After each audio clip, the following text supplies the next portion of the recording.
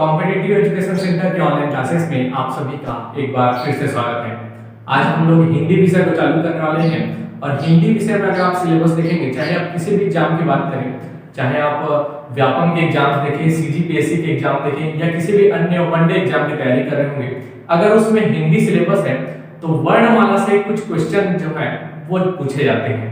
वर्णमाला से हम लोग पहले शुरू में मैं बता देता हूं कि किस टाइप से क्वेश्चन पूछे जाते हैं, फिर हम लोग हिंदी वर्णमाला को पूरा डिटेल में देखेंगे और इसके बाद एक मैं वीडियो लाऊंगा जो इसका मल्टीपल चॉइस क्वेश्चन वाला वीडियो रहेगा, जिसमें आपको प्रैक्टिस केवल कराया जाएगा। उसमें केवल प्रैक्टिस करना रहेगा। आप पहले इस वीडियो लेक्चर में पूरा वीडियो को देखिएगा, कंप्लीट देखिएगा और पूरा ध्यान से समझिएगा हिंदी वर्णमाला में किस टाइप से क्वेश्चन पूछे जाते हैं और क्या क्या इसमें बेसिक रहेगा जिसे आप कभी नहीं भूलेंगे इस वर्णमाला टॉपिक को। तो चलिए स्टार्ट करते हैं। देखिए हिंदी वर्णमाला में क्वेश्चन कैसे पूछे जाते हैं ये पहले मैं डिस्कस कर देता हूं, फिर हम लोग हिंदी वर्णमाला को देखेंगे।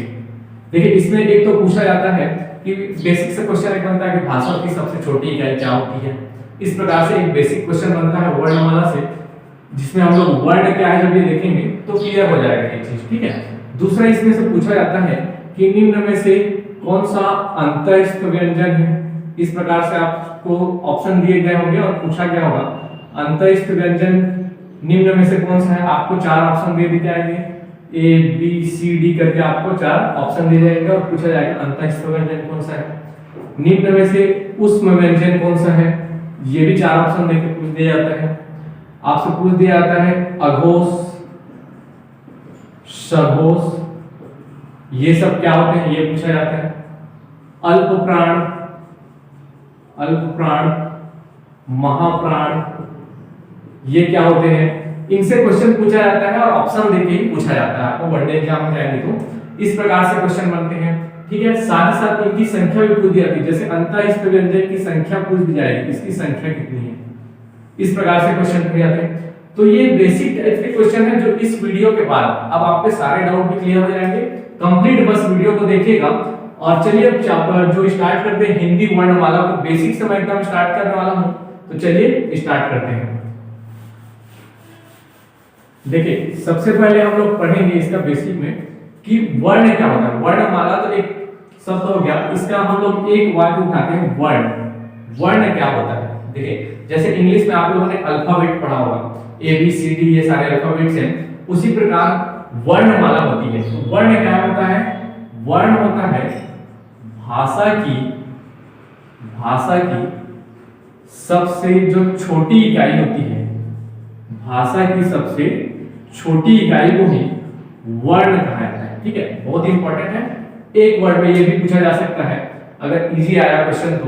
भाषा की सबसे छोटी इकाई होती है वर्ण, और वर्ण को भी एक और नाम दिया जाता है वर्ण या ध्वनि, ठीक है। इसमें कंफ्यूज मत होइएगा, अगर आपको ध्वनि ऑप्शन दिया होगा तो इसको भी लगाइएगा, लेकिन प्रेफरेंस दीजिएगा वर्ण, ठीक है।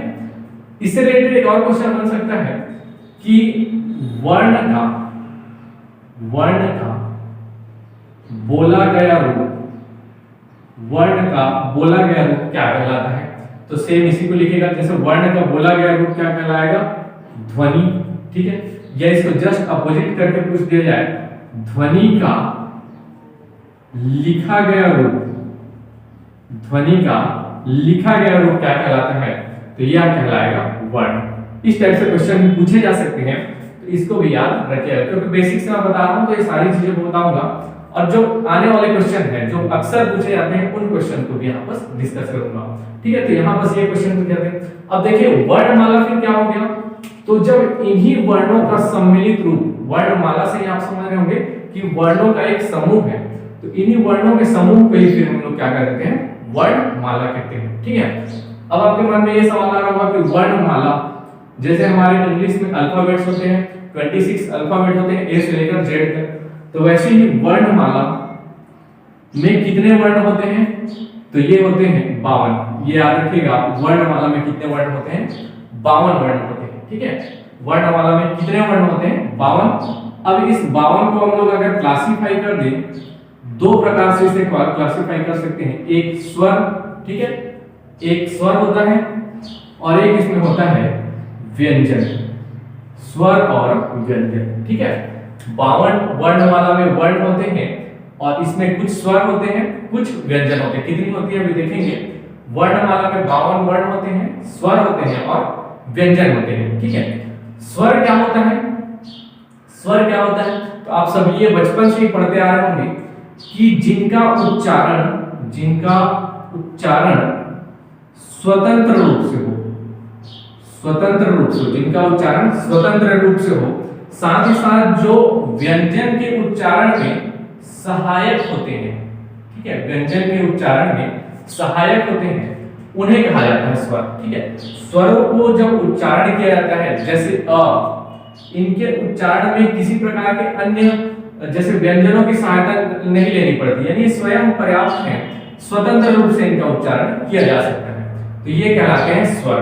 ठीक है, और साथ ही साथ ये व्यंजनों के उच्चारण में सहायक है, यानी व्यंजनों को, अब यहाँ पर समझिएगा, व्यंजनों को उच्चारण के लिए स्वर की हमेशा आवश्यकता होगी।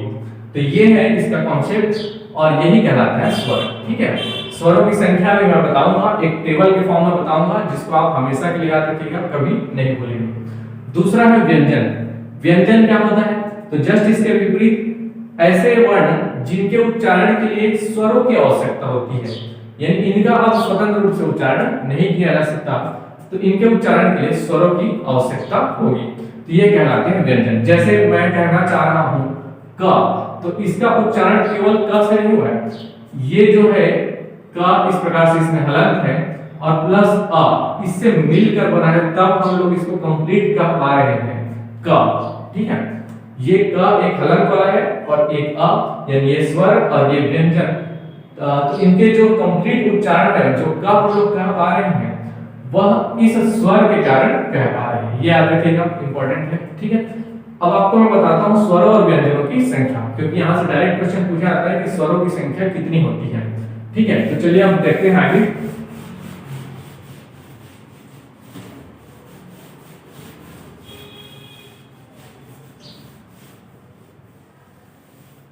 देखिए, अगर हिंदी में और साथ ही साथ अब छत्तीसगढ़ स्टेट के एग्जाम्स की तैयारी कर रहे हैं तो छत्तीसगढ़ी में भी याद रखिएगा, जो स्वर होते हैं, स्वर और एक होता है मैंने बताया व्यंजन।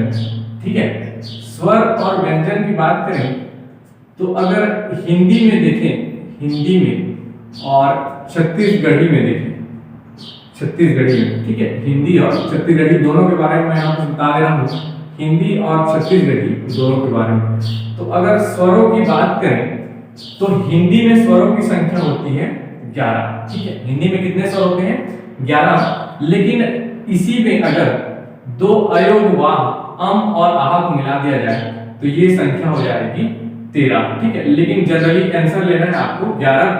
हिंदी में स्वरों की संख्या होती है 11 अयोग वाह, जिनको अभी मैं आगे बताऊंगा, और कौन कौन से 11 स्वर हैं ये भी अभी बताऊंगा। थोड़ा पेशेंस रखिएगा और पूरी चीजों को ध्यान से समझते चलिएगा। वहीं बात करें व्यंजनों की संख्या की, तो देखिए अभी मैं हिंदी की ही बात कर रहा हूँ। हिंदी में व्यंजनों की संख्या होती है 33 प्लस 2 द्विगुणीय व्यंजन होते हैं। द्विगुण व्यंजन होते हैं, क्या होते हैं ये भी अभी बताऊंगा।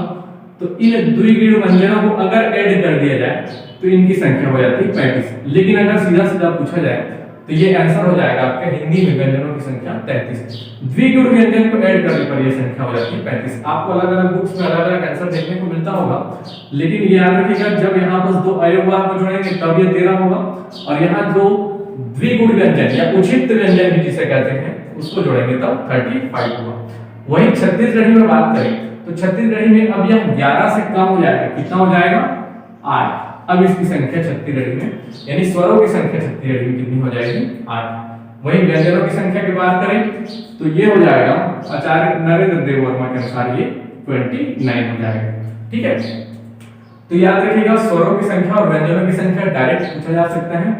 हिंदी में है 11 और छत्तीसगढ़ी में है 8 स्वरों की संख्या। व्यंजनों की संख्या की बात करें तो हिंदी में है 33 और छत्तीसगढ़ी में है आचार्य नरेंद्र देव वर्मा के अनुसार 29। ये डायरेक्ट पूछा जाता है। अब बात करते हैं हम लोग स्वर कौन कौन से हैं। ठीक है, तो अब मैं देखता हूँ, बताते हैं, चलो बात करते हैं इसी के बारे में। स्वर के पहले देख लेते हैं, फिर उसके बाद हम लोग अलग से व्यंजन के बारे में देखेंगे। तो देखिए चलिए स्वर के बारे में बात करें तो स्वरों की संख्या भी मैंने बताया कितनी है? 11। स्वरों की संख्या कितनी है? स्वर होते हैं 11। अब कौन कौन से स्वर हैं? तो जैसे अ, आ,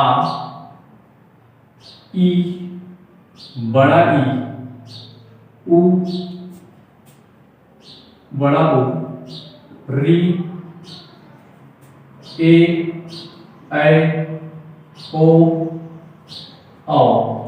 ये हो गए 11 स्वर और इसी में 2 अयोगवाह अम और आहा को कहा जाता है अयोगवाह। हालांकि इनमें स्वर और व्यंजन दोनों के गुण होते हैं। ये जो अयोगवाह है, अयोगवाह, इनमें स्वर और व्यंजन के दोनों के गुण होते हैं, लेकिन जब इनको लिखते हैं तो लिखते समय हम इसे स्वरों में स्थान दे देते हैं और इसी स्वरों में स्थान देने के कारण इसकी संख्या अब बढ़कर 11 से हो जाती है।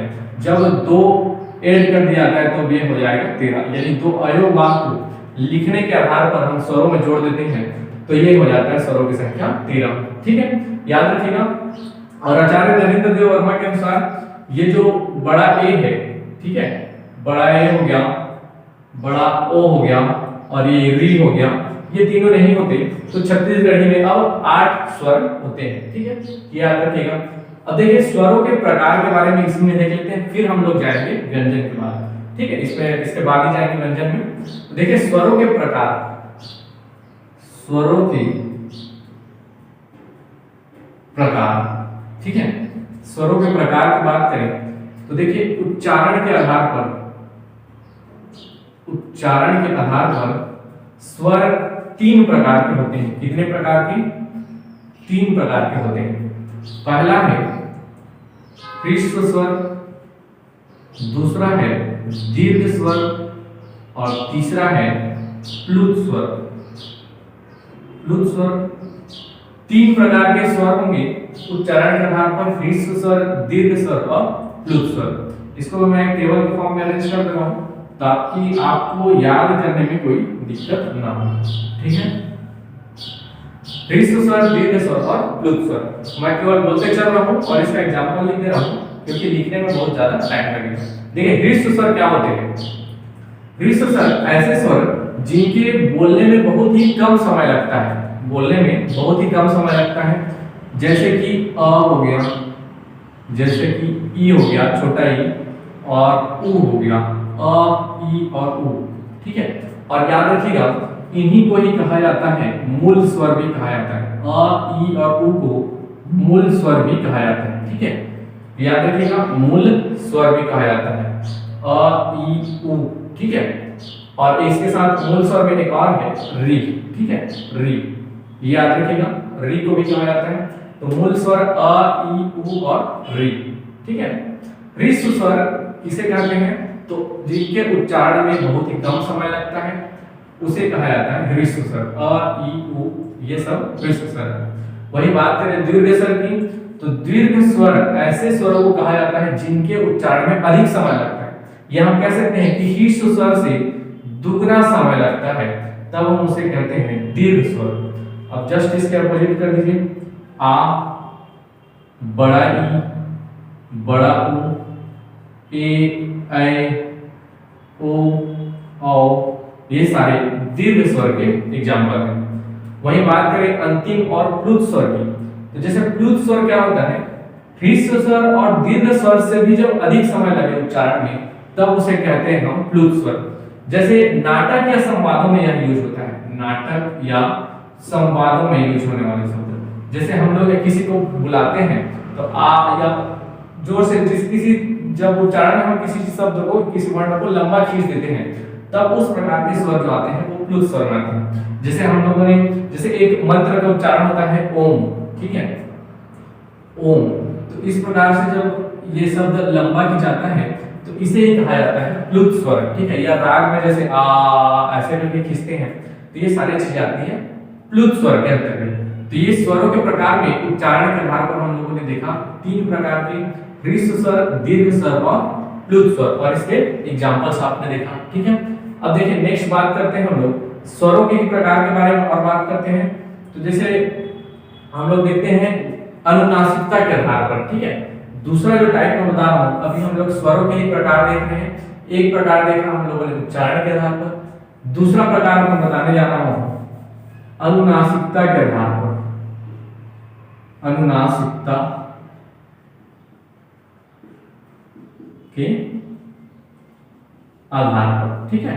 अनुनासिकता के आधार पर ये क्या होते हैं, ये भी इसमें भी 3 प्रकार के होंगे। जैसे एक होगा अनुनासिक,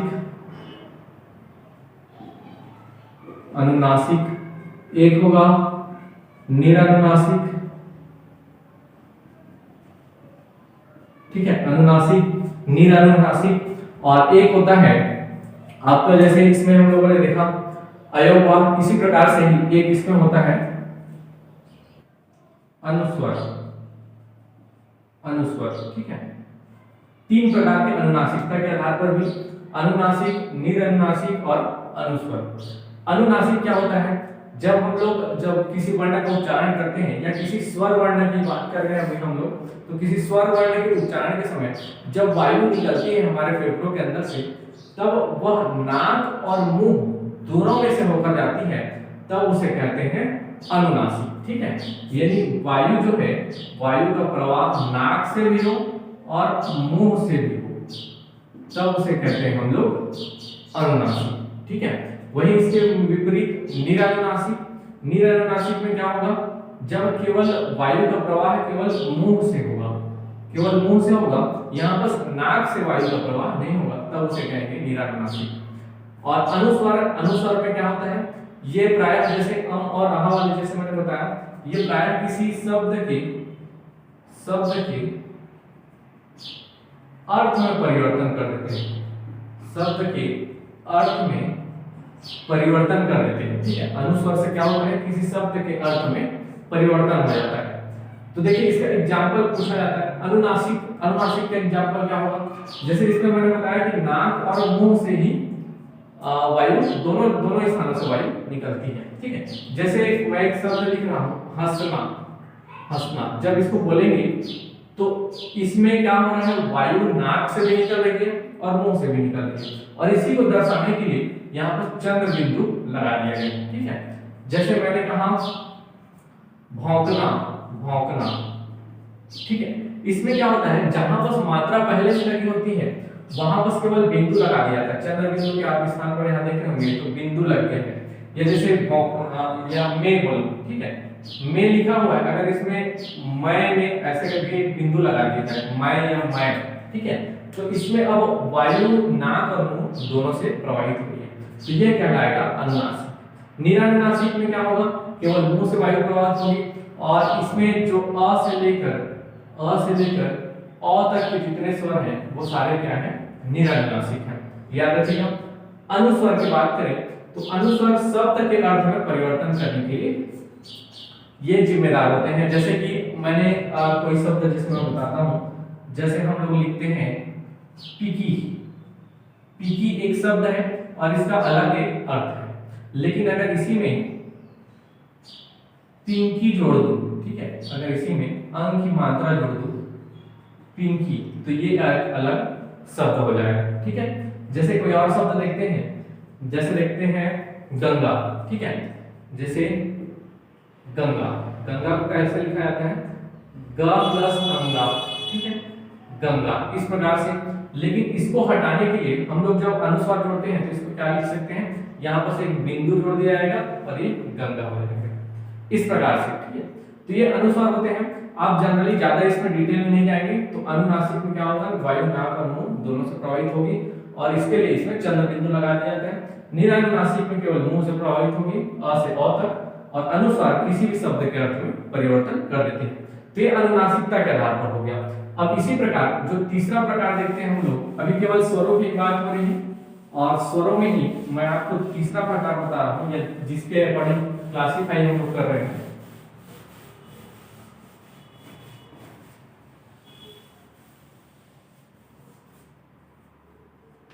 तो देखिए तीसरा प्रकार स्वरों के प्रकार किसके आधार पर, अब हम लोग देखते हैं जीव के आधार पर, ठीक है, जीव के आधार पर।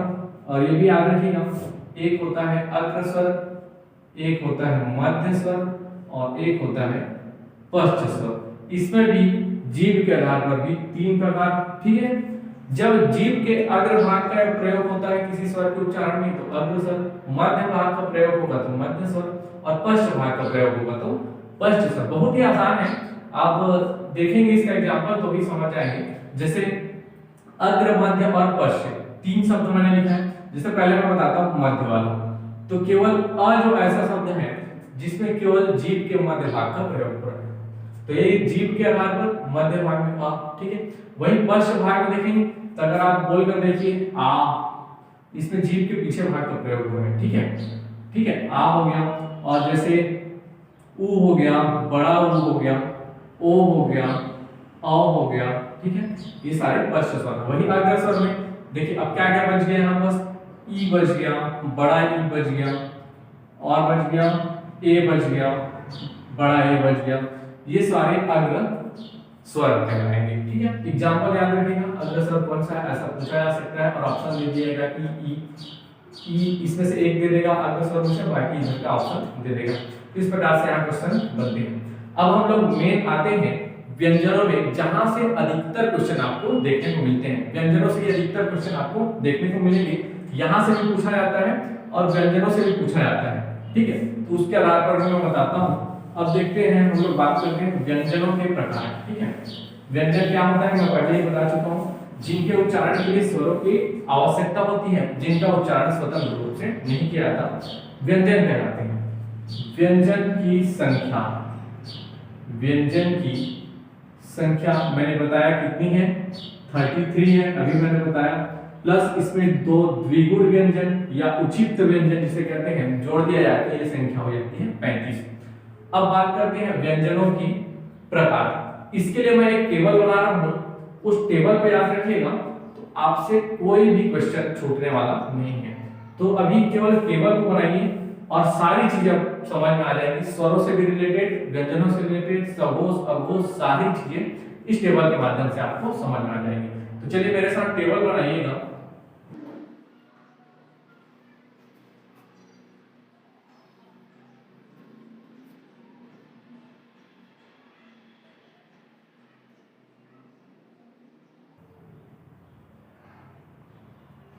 यहां है उच्चारण, फिर नीचे आते हैं तो यहां बस कंठव्य, तालव्य, मूर्धन्य, दंतव्य और ओष्ठव्य, ठीक है, उच्चारण के आधार पर।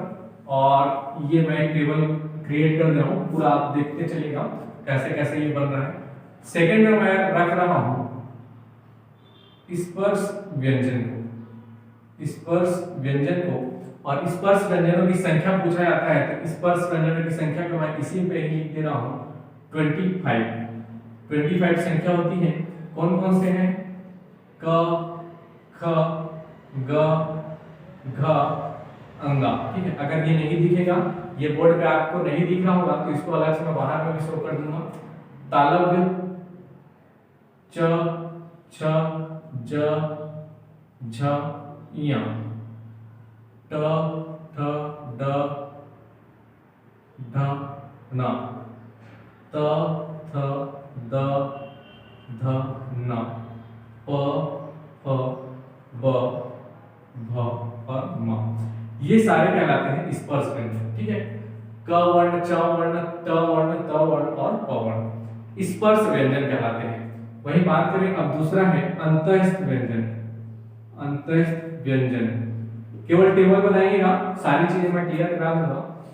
अंतःस्थ व्यंजन में बात करें तो अब देखिए ये वाला कॉलम का आप छोड़ दीजिएगा, ये जो फर्स्ट कॉलम मैं बोल रहा हूँ इसको छोड़ दीजिएगा, यहां से लिखना चालू करिएगा य, र, ल, ठीक है, ये तीनों को लिखिएगा य, र और ल को। यह है अंतःस्थ व्यंजन। एक और है व। अंतःस्थ व्यंजन की संख्या कितनी है, 4, लेकिन मैं व को यहाँ नहीं लिख रहा हूँ क्योंकि व इन दोनों का कॉम्बिनेशन है। यहाँ से हम लोग देखेंगे तो दंतव्य और ओष्ठव्य का कॉम्बिनेशन है, तो मैं यहाँ दोनों के बीच में लिख रहा हूँ व, ठीक है। और ये अंतःस्थ व्यंजनों की संख्या भी हो गई यहाँ पर 4। फिर उसके बाद बात करते हैं ऊष्म व्यंजन की। ऊष्म व्यंजन, ऊष्म व्यंजन की संख्या भी 4। और देखिए मैं यहाँ कहाँ से लिखना चालू कर रहा हूँ। ऊष्म व्यंजन में पहला है श,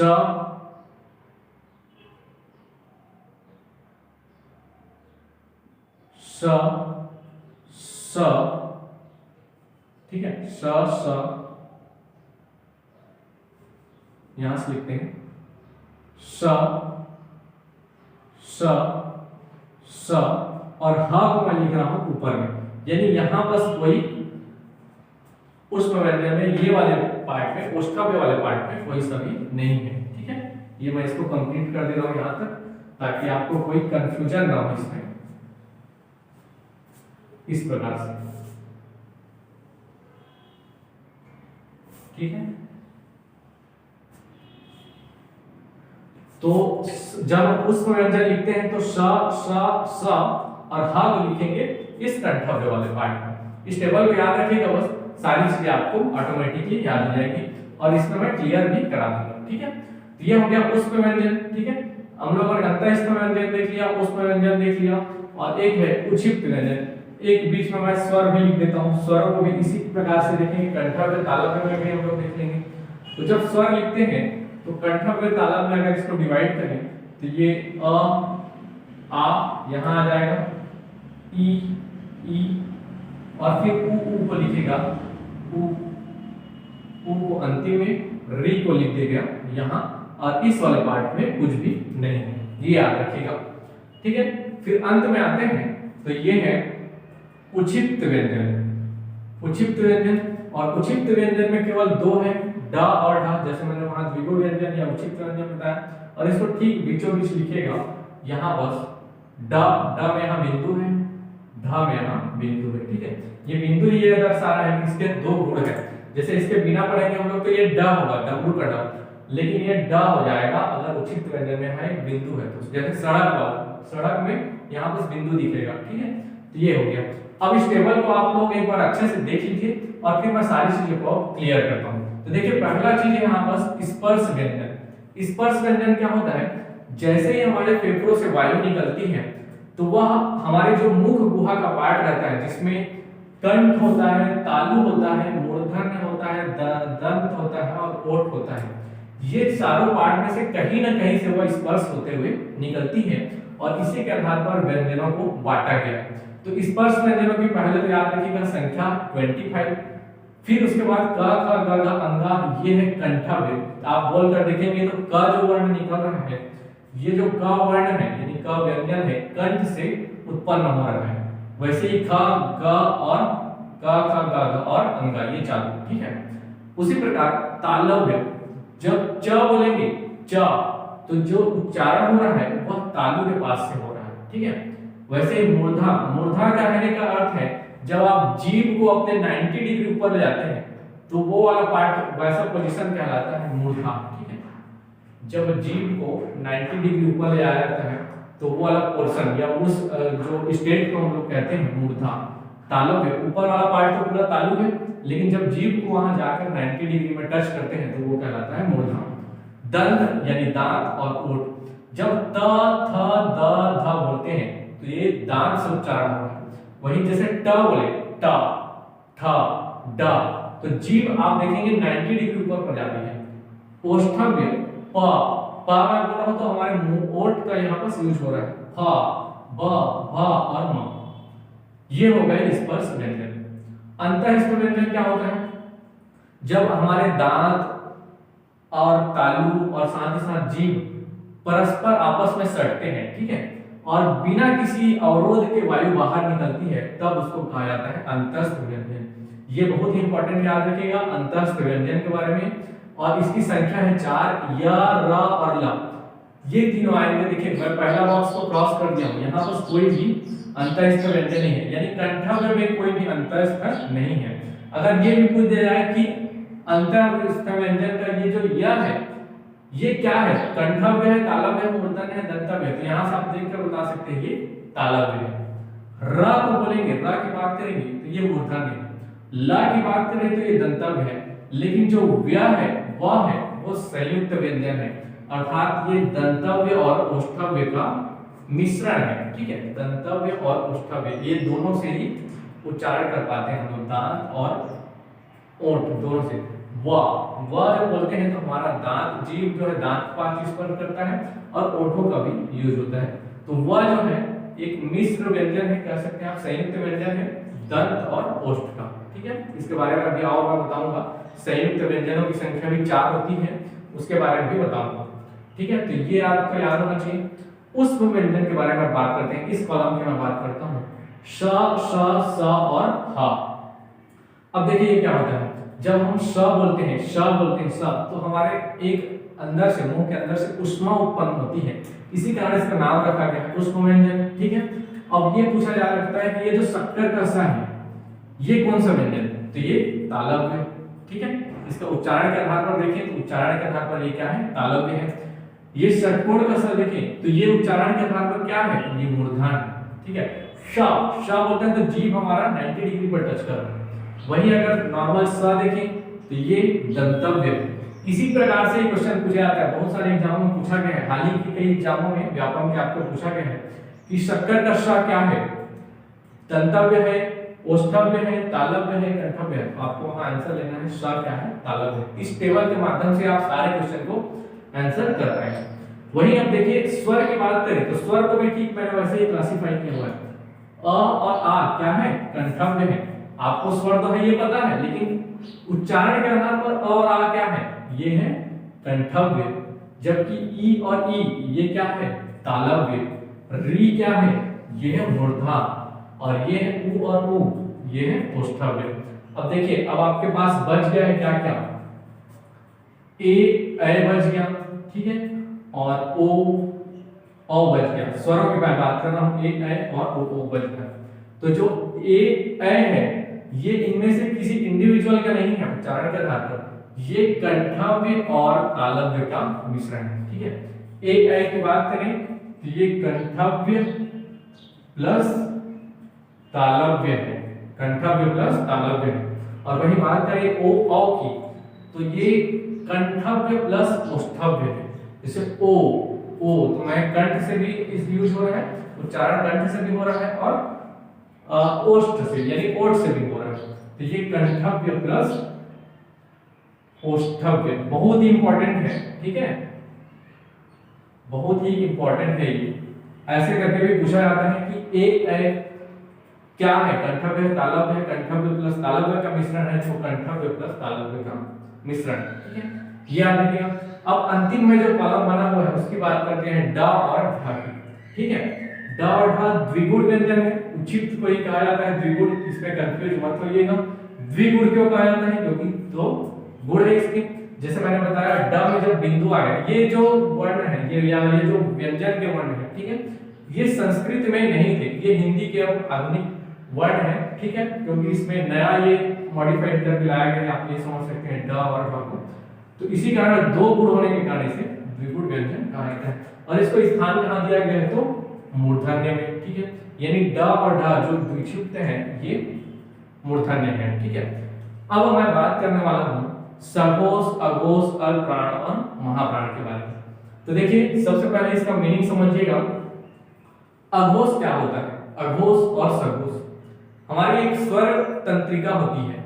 जब हम किसी वर्ण का उच्चारण करते हैं तो उस स्वर तंत्रिका में जब कंपन होता है तब उसे कहते हैं सघोष, और जब उसी में कंपन नहीं होता है तब उसको कहते हैं अघोष। एक सिंपल तरीके से समझिएगा, ज्यादा डीप में नहीं जाना है। आपको एग्जाम हॉल में इसको बोल करके नहीं देखना है, आपको केवल ये टेबल याद रखना है और इसी को ही याद रख के ही आप वहां एग्जाम तक इसको याद रख पाएंगे। आप वहां बस बोल कर प्रैक्टिस करेंगे कि ये मूर्धन्य है, ये तालव्य है, तो ये पॉसिबल नहीं है, क्योंकि हम लोग जो उच्चारण करते हैं वो एक्चुअल हिंदी का उच्चारण कभी कर ही नहीं पाते, आज तक हम लोग कर ही नहीं पाए हैं। ठीक है, तो उसके आप उसमें मत रहिएगा, प्रपंच में आप केवल टेबल को याद रखिएगा और इसको याद करके चलिएगा। ठीक है, अब मैं आपको बताने वाला था सघोष और अघोष।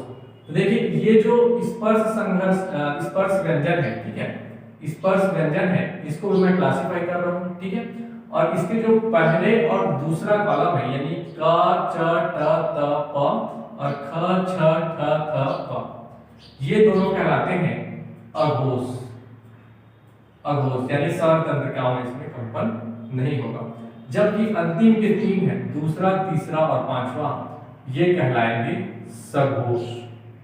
सघोष याद रहेगा, ये पहला दूसरा है अघोष और तीसरा, चौथा, पांचवा है सघोष। ठीक है, याद रहेगा, बहुत ही इंपॉर्टेंट।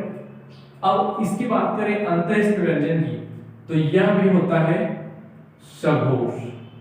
यह भी क्या होता है? सघोष। और ये साथ ही साथ अभी आप मैं बताऊंगा अल्प प्राण। अल्प प्राण यही बस सुन लीजिए, अल्प प्राण और महाप्राण।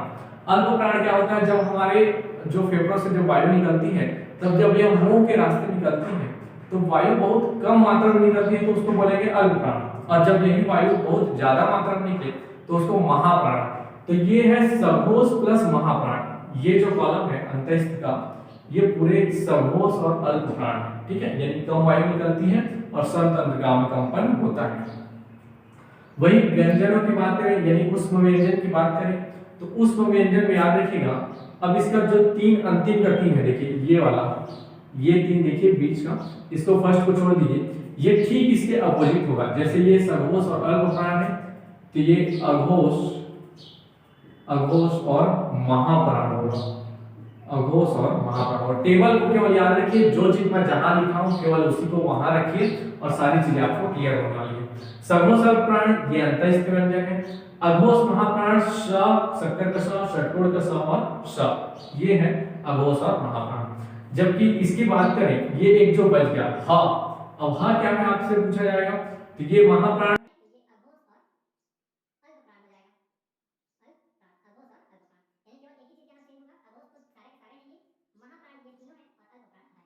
ठीक है, ये याद रखिएगा। अब इसके बाद देखें अब कौन कौन से और हमारे पास बच गए। अच्छा एक चीज और याद रखिएगा, महाप्राण इन अल्प प्राण और महाप्राण इन स्पर्श व्यंजनों में भी है। तो जो हमारे 1, 3 और 5 कॉलम है, पहला, तीसरा और 5वां कॉलम, ये है अल्प प्राण। अल्प प्राण। और जो दूसरा कॉलम है, यहाँ बस मैं लिख दूं, सेम नीचे में ही लिख दे रहा हूं क्योंकि ऊपर में सघोष और अघोष बताया हूं, नीचे में अल्प प्राण और महाप्राण। तो ये जो है ये है महाप्राण। महाप्राण, ठीक है। दूसरा और चौथा है महाप्राण, ठीक है। और जबकि पहला, तीसरा और 5वां है अल्प प्राण। तो ये आपको आशा कर रहा हूं कि क्लियर हो गया होगा। टेबल को बस याद रखिएगा कैसे टेबल बना, ये स्टार्टिंग में एक बार अगर आपको कंफ्यूजन हो तो रिपीट करके देख लीजिएगा इसको, ठीक है। अब देखिए कुछ और जो संयुक्त व्यंजन है वो बच गए हैं, तो मैं यहां बस बता दे रहा हूं संयुक्त व्यंजन। संयुक्त व्यंजन, संयुक्त व्यंजनों की संख्या डायरेक्ट पूछा जा सकता है, तो 4 है, ठीक है। ठीक है, संयुक्त व्यंजनों की संख्या 4 है। अब कौन कौन से हैं, तो एक होता है छ, त्रि, ज्ञ और एक होता है स्र। ये चारों कहलाते हैं संयुक्त व्यंजन। संयुक्त व्यंजन क्यों कहलाते हैं, क्योंकि ये दो व्यंजनों से मिलकर बने हैं। जैसे छ बना हुआ है, छ जो छतरी का छ है, ये दो व्यंजनों से मिलकर बना हुआ है, ठीक है। क प्लस स, इस प्रकार ये दो व्यंजनों से मिलकर बना हुआ है। वही बात करें त्र की, तो ये त प्लस र से मिलकर बना हुआ है। ज्ञ की बात करें तो ये ज जहाज का प्लस इया, इया से मिलकर बना है, ज प्लस निया, ठीक है। निया भी प्रोनाउंसिएट करते हैं इसको, ज प्लस निया। और ये जो स्र है, ये शक्कर का स प्लस र से मिलकर बना हुआ है, ठीक है। तो इस प्रकार दो व्यंजनों से मिलकर बने होने के कारण इसको संयुक्त व्यंजन कहा जाता है, ठीक है। तो इतने सारे में से क्वेश्चन आपके बाहर अब नहीं जाने वाले हैं, इस टेबल को केवल याद करिएगा और इसी से ही आपके सारे क्वेश्चन बनने वाले हैं। अगर इसमें कोई भी डाउट होगा तो आप कमेंट बॉक्स में कमेंट करिएगा और इसको मैं एक प्रॉपर प्लेलिस्ट बनाकर आपके जो चैनल है हमारे उसमें अपलोड कर दूंगा। और कोई भी और विषय से रिलेटेड आपको कुछ डाउट है या किसी नए विषय पर आपको वीडियो चाहिए तो उसको भी कमेंट करके बताइएगा। चैनल पर नए हैं तो चैनल को लाइक कर दीजिएगा, शेयर कर दीजिएगा, ये सारी बातें आप जानते हैं। तो धन्यवाद, इस वीडियो में फिलहाल इतना ही।